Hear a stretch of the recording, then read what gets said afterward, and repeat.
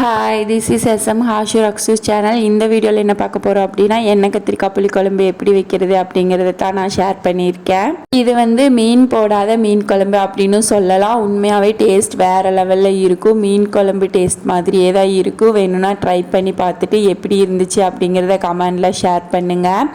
நான் கொத்தமல்லி தூள் எப்படி வீட்டிலையே ரெடி பண்ணுறது அப்படிங்கிறதையும் ஷேர் பண்ணியிருக்கேன். உண்மையாக கொத்தமல்லி தூள் அவ்வளோ மனமாக சூப்பராக இருக்கும். அந்த அன்னைக்கு எங்கள் வீட்டில் கொத்தமல்லி தூள் இல்லை, அதனால நான் வீட்லயே ரெடி பண்ணியிருந்தேன். கொத்தமல்லி தூள் எவ்வளோ தேவையோ அந்த அளவுக்கு நீங்க கொத்தமல்லி எடுத்துக்கோங்க. கொத்தமல்லி எடுத்துட்டு நல்லா கருக விடாம வறுத்து எடுத்துக்கோங்க. லைட்டா கருகிருச்சுனா கூட கொத்தமல்லி தூளோட ஸ்மெல்லே நல்லா இருக்காது. அதனால லோ ஃப்ளேம்ல வச்சு மெதுவா வறுத்து எடுத்துக்கோங்க. கொத்தமல்லியை நல்லா வறுத்து எடுத்துட்டு ஒரு பிளேட்ல மாத்தி வச்சுக்கோங்க. அதுக்கப்புறமா கடாயில் கொஞ்சமாக ஜீரகம், கொஞ்சமாக குருமிளகு ஆட் பண்ணி நல்லா ரோஸ்ட் பண்ணிக்கோங்க. அதையும் கருக விட்டுருக்கக்கூடாது. கருகிருச்சுன்னா மனம் இருக்காது, மனம் மாறிடும். இதுவுமே மெஷர்மெண்ட் எடுக்கலை, தோராயமாக தான் போட்டிருக்கேன். வேணும்னா ஒரு டம்ளர் அளவு கொத்தமல்லிக்கு 1 டேபிள் ஸ்பூன் ஜீரகம், 1 டீஸ்பூன் குருமிளகும் ஆட் பண்ணிக்கோங்க. எல்லாத்தையுமே நல்லா ட்ரை ரோஸ்ட் பண்ணிவிட்டு ஆற விட்டு மிக்ஸி ஜாரில் ஆட் பண்ணி ஃபைனாக அரைச்சி எடுத்துக்கோங்க. ட்ரஸ்ட் மீ, உண்மையாகவே கொத்தமல்லி தூள் அவ்வளோ சூப்பராக இருந்துச்சு. கடையில் வாங்குற கொத்தமல்லி தூளை விட நல்லாவே நறுமணமாகவும் சூப்பராகவும் இருந்துச்சு. வேணும்னா ட்ரை பண்ணி பாருங்க. நான் இப்போ வரைக்குமே அதை தான் யூஸ் பண்ணிட்டு இருக்கிறேன். கொத்தமல்லி தூள் ரெடி பண்ணியாச்சு. இப்போ எண்ணெய் கத்திரிக்காய் குழம்பு எப்படி ரெடி பண்ணுறதுன்னு பார்க்கலாம். அதுக்கு கடாயில் ஆயில் விட்டுக்கோங்க. ஆயில் ஹீட் ஆனதுமே கத்திரிக்காயை பின்னாடி காம்பு இருக்கிற சைடை விட்டுட்டு முன்னாடி பக்கம் நல்லா லேஸாக கட் பண்ணிக்கோங்க. உள்ள புழு சொத்தை எதுவும் இல்லாமல் பார்த்துக்கோங்க. நல்லா செக் பண்ணிவிட்டு அதுக்கப்புறமா எண்ணெயில் போட்டு நல்லா பொரிச்சு எடுத்துக்கோங்க. நல்லா ஃப்ரை ஆயிடணும். எண்ணெயிலேயே நல்லா வெந்து வந்துடணும். அந்த அளவுக்கு ஃப்ரை பண்ணிக்கோங்க. இந்த எண்ணெய் கத்திரிக்காய் குழம்பு உண்மையாகவே மீன் இல்லாத மீன் குழம்பு தாங்க. அவ்வளோ டேஸ்ட்டாக இருக்கும். எனக்கு ரொம்ப ரொம்ப பிடிச்சிருந்துச்சு. இப்போ சொல்லும்போது கூட ரொம்ப டெம்டிங்காக இருக்குது. அவ்வளோ டேஸ்ட்டாக இருந்துச்சு. இந்த ரெசிபி 2-3 டைம் எங்கள் அன்னிக்கிட்டேயே கேட்டிருப்பேன். திரும்ப திரும்ப மறந்துட்டேன். ஏதோ ஞாபகம் இருந்ததை வச்சு ரெடி பண்ணிவிட்டு ரெசிபியும் ஷேர் பண்ணியிருக்கேன். உண்மையாகவே ரெசிபி வேறு லெவலில் வந்துருந்துச்சு. அதனால தான் ரெசிபி ஷேர் பண்ணேன். இல்லைன்னா கண்டிப்பாக ஷேர் பண்ணியிருக்க மாட்டேன். ஏதோ அவங்க சொன்னதில் 2 ஸ்டெப் கூட குறைய பண்ணியிருப்பேன்னு நினைக்கிறேன். எப்படியோ ரெசிபி சூப்பராக வந்துருந்துச்சு.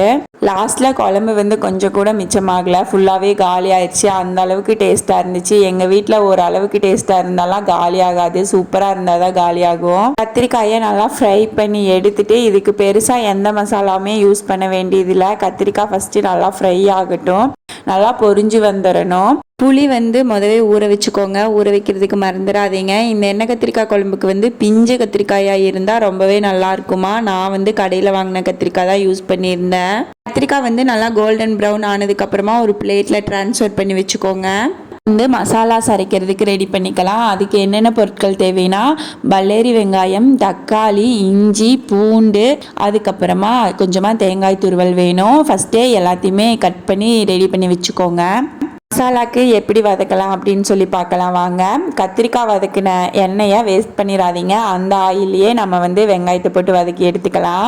நான் ஒரு 3 பல்லேரி வெங்காயம் யூஸ் பண்ணியிருக்கேன். உங்களுக்கு எவ்வளோ கிரேவி தேவையோ அந்த அளவுக்கு பல்லேரி வெங்காயமும் தக்காளியும் ஆட் பண்ணிக்கோங்க.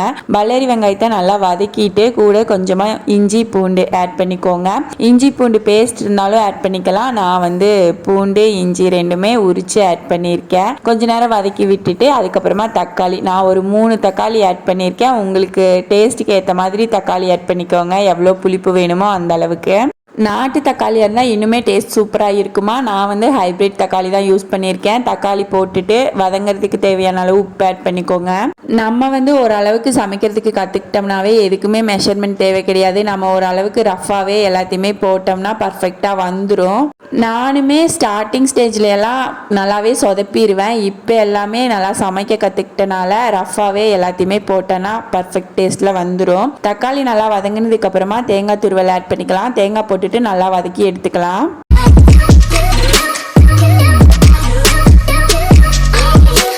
இப்போ தக்காளி நல்லாவே வதங்கிருச்சு. இந்த டைமில் கொத்தமல்லி தூள் ஆட் பண்ணிக்கலாம். நீங்கள் கடையில் வாங்கின கொத்தமல்லி தூள் இருந்தால் ஆட் பண்ணிக்கலாம். நான் வீட்டில் அரைச்ச கொத்தமல்லி தூள் தான் ஆட் பண்ணுறேன். நான் 3 - 4 டேபிள் ஸ்பூன் அளவுக்கு கொத்தமல்லி தூள் ஆட் பண்ணியிருக்கேன். உங்களுக்கு தேவையான அளவு கொத்தமல்லி தூள் ஆட் பண்ணிக்கோங்க.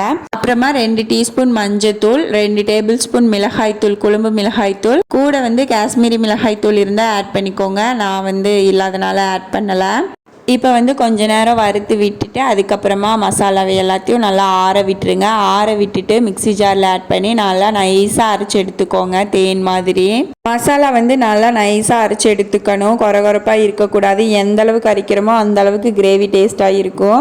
அம்மியில் அரைச்சி வச்சோம்னா இன்னுமே டேஸ்ட் சூப்பராக இருக்குமா. நான் வந்து மிக்ஸி ஜாரில் தான் அரைச்சேன். நீங்கள் வந்து ஆட்டுக்கல்ல வேணால் ட்ரை பண்ணி பாருங்கள். மசாலாஸ் எல்லாமே நல்லா அரைப்படுறதுக்கு ஒரு டிப்ஸ் வந்து ஃபஸ்ட்டு மசாலாவை மிக்ஸி ஜாரில் போட்டுட்டு ஃபஸ்ட்டு தண்ணி விடாமல் நல்லா 2-3 பல்ஸ் விட்டுக்கோங்க. அது முக்கால்வாசி அரைஞ்சி வந்துடும். அதுக்கப்புறமா தண்ணி ஊற்றி நல்லா அரைச்சிங்கன்னா நல்லா ஃபைனாக அரைஞ்சி வரும். குழம்பு தாளிக்கிறதுக்கு வந்து நான் நல்லெண்ணெய் யூஸ் பண்ணியிருக்கேன். கொஞ்சம் தாராளமாகவே எண்ணெய் விடலாம். அப்போ தான் வந்து புளிக்குழம்பு டேஸ்ட்டாகவும் இருக்கும். 2 நாள் இருந்தாலும் கெட்டு போகாமல் இருக்கும். மேக்ஸிமம் புளிக்குழம்புக்கு வந்து நல்லெண்ணெய் தான் யூஸ் பண்ணுவாங்க. நல்லெண்ணெய் தான் குழம்புக்கு வந்து நல்ல டேஸ்ட் கொடுக்குமா. நல்லெண்ணெய் இல்லாதப்போ வேணும்னா ஆயிலோ கடலெண்ணெயோ யூஸ் பண்ணிக்கலாம். நல்லெண்ணெய் நல்லா சூடானதுக்கு அப்புறமா வெந்தயம் கடுகு ஆட் பண்ணிட்டு நல்லா பொரிஞ்சதுக்கு அப்புறமா சின்ன வெங்காயம் கொஞ்சமாக கட் பண்ணி ஆட் பண்ணிக்கலாம். நல்லா வதக்கி விட்டுறலாம். சின்ன வெங்காயம் ஆட் பண்ணும்போது குழம்பு சூப்பராக டேஸ்ட்டாக இருக்கும். சின்ன வெங்காயம் இல்லாத பட்சத்தில் பல்லரி வெங்காயம் யூஸ் பண்ணிக்கலாம். வெங்காயம் நல்லா வதங்கட்டும். வதங்கினதுக்கு அப்புறமா அரைச்சி வச்சுக்கிற மசாலாவை கூட ஆட் பண்ணிக்கலாம்.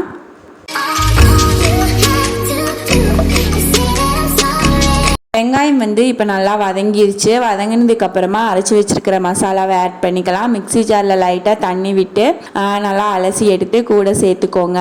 நிறையா தண்ணி விட்டுற வேணாம். ஒரு அளவுக்கு மிக்ஸி ஜார் மட்டும் அலசி ஊற்றிக்கோங்க. அலசி ஊற்றிட்டு நல்லா வதக்கி விட்டுட்டு அதுக்கப்புறமா லிட் போட்டு க்ளோஸ் பண்ணி வச்சுருங்க. நல்லா எண்ணெய் பிரிஞ்சு வர வரைக்கும். லிட் போட்டு க்ளோஸ் பண்ணலைன்னா சுவர் ஃபுல்லாமே ஸ்ப்ரெட் ஆயிரும், தெரிச்சிரும். அதுக்காக தான் மிக்ஸியில் மட்டும் லைட்டாக தண்ணி விட்டு அலசி ஊற்றிக்கோங்க. அலசி ஊற்றிட்டு லிட் போட்டு க்ளோஸ் பண்ணி வச்சிடலாம். இந்த கிரேவி உண்மையாகவுமே அவ்வளோ சூப்பராக இருந்துச்சு. ட்ரை பண்ணி பார்த்துட்டு எப்படி இருந்துச்சுன்னு கண்டிப்பாக கமெண்டில் சொல்லுங்கள். மீன் இல்லாத சமயத்தில் இந்த மாதிரி கத்திரிக்காய் ஆட் பண்ணி சாப்பிடும்போது சூப்பராக இருக்கும். நான்வெஜ் சாப்பிட்லாம் அப்படிங்கிற கிரேவிங்ஸ் வந்துச்சுன்னா இது மாதிரி ட்ரை பண்ணி பாருங்கள். உண்மையாகவே சூப்பராக இருக்கும். லிட் போட்டு க்ளோஸ் பண்ணி வச்சுட்டு அதுக்கப்புறமா ஓப்பன் பண்ணி பார்த்தீங்கன்னா நல்லா சுண்டி வந்திருக்கும். அந்த டைமில் கத்திரிக்காய் கூட ஆட் பண்ணிவிட்டு புளி கரைச்சி ஊற்றிடுங்க. புளி வந்து மெஷர்மெண்ட்டெல்லாம் எதுவும் இல்லை. உங்களுக்கு எவ்வளோ புளிப்புத்தன்மை தேவையோ அந்த அளவுக்கு புளி யூஸ் பண்ணிக்கோங்க. புளி கரைச்சி ஊற்றினதுக்கப்புறமா ஒரு 5 மினிட்ஸ் வந்து நல்லா கொதிக்க விட்டு இறக்குனா கத்திரிக்காய் புளிக்குழம்பு ரெடி. உண்மையாகவே அவ்வளோ டேஸ்ட்டாக இருந்துச்சு. திரும்ப திரும்ப சொல்கிறேன், உண்மையாக ட்ரை பண்ணி பாருங்கள். அவ்வளோ சூப்பராக இருக்கும். எங்கள் வீட்லேயுமே எல்லாத்துக்குமே பிடிச்சிருந்துச்சு. அந்த அன்னைக்கு கிரேவி கொஞ்சம் கூட இல்லாமல் காலி ஆயிடுச்சு, பத்தாமல் போயிடுச்சு. அந்த அன்னைக்கு நிறைய பேர்த்துக்கு இந்த கிரேவி எப்படின்னு தெரியறதுக்கு வாய்ப்புண்டு. சில பேர்த்துக்கு தெரியாமல் இருக்கும். அவங்களுக்காக தான். வீடியோ பிடிச்சிருந்தா லைக் பண்ணுங்கள். பாய்.